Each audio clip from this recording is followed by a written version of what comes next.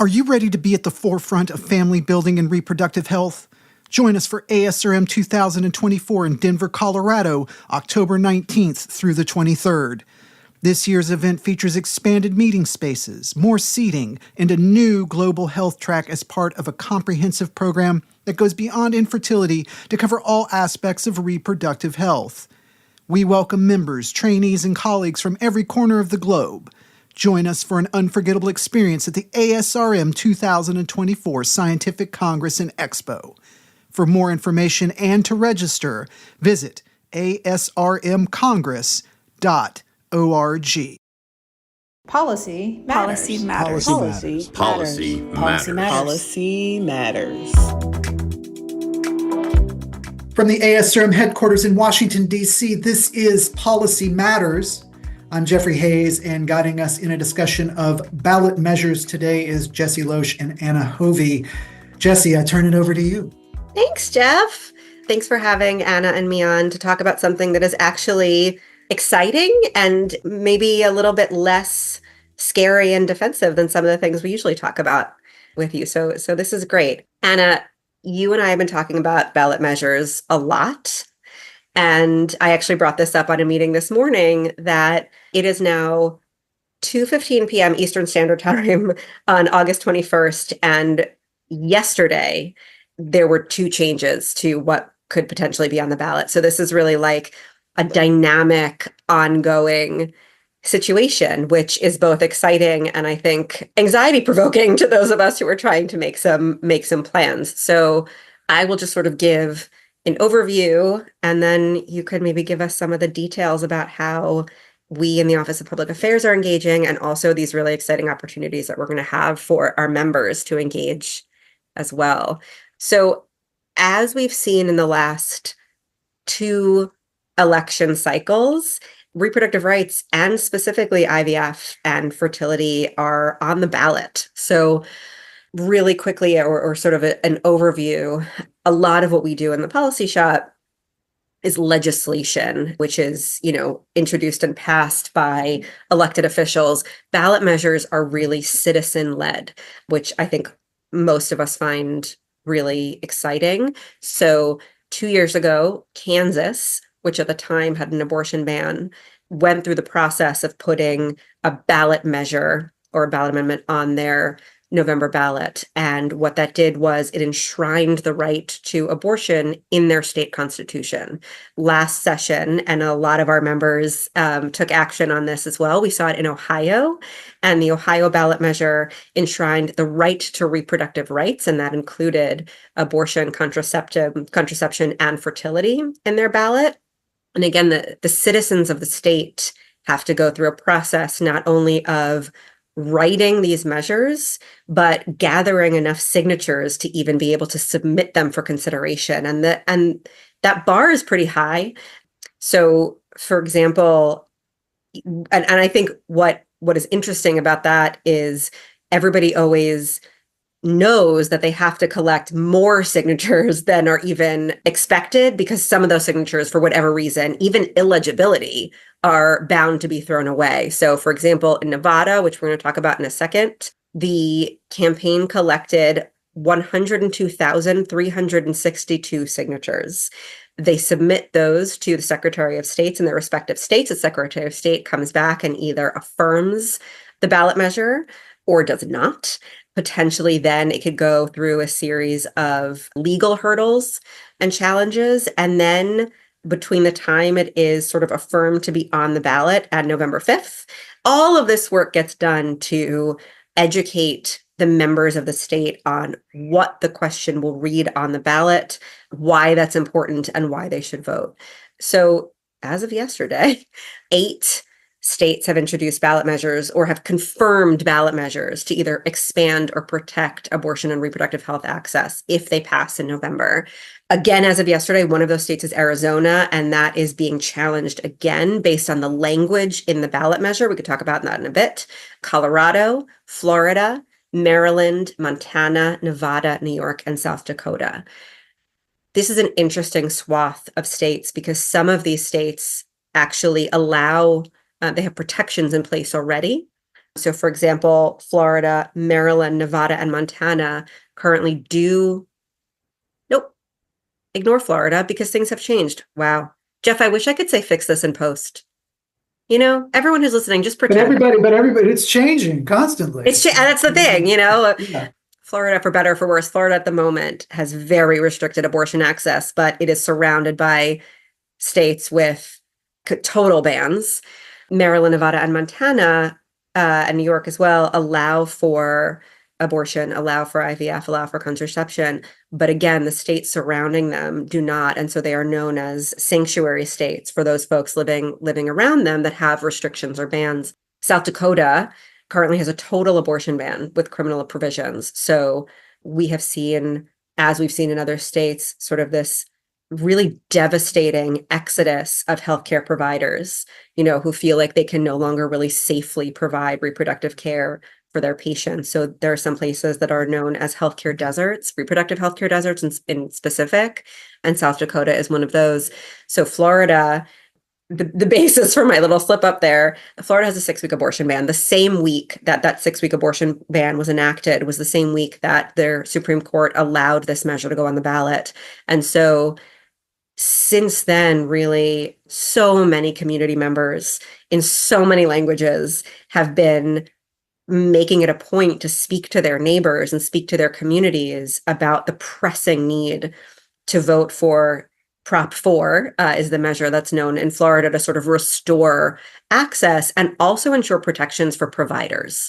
So again, as we spoke about in South Dakota, we see that when any kind of reproductive health care is either restricted, banned, or criminalized, healthcare providers leave the state, or they cannot practice up to the best of their abilities. And so that is part of the conversation in Florida, is to say, look, between 2 months ago, when this 6-week ban was enacted, and November 5th, we already are seeing the signs of a healthcare exodus. Physicians are leaving the state. Physicians are trying to practice in other states. They're telling their patients that they have to leave the state for some types of care. That's why it matters. And then we have states like Colorado, Maryland, and New York, which are taking this opportunity to expand their protections even further. So New York has a measure, it's called Prop 1. It is the Equal Rights Amendment, which is different from the ERA, I think, that some of us know federally, but this would amend the New York State Constitution to prohibit the denial of rights to an individual based on their pregnancy outcomes, and reproductive health care and autonomy. And within that, it considers method of conception as a protected class. So, sort of tying that back around to IVF.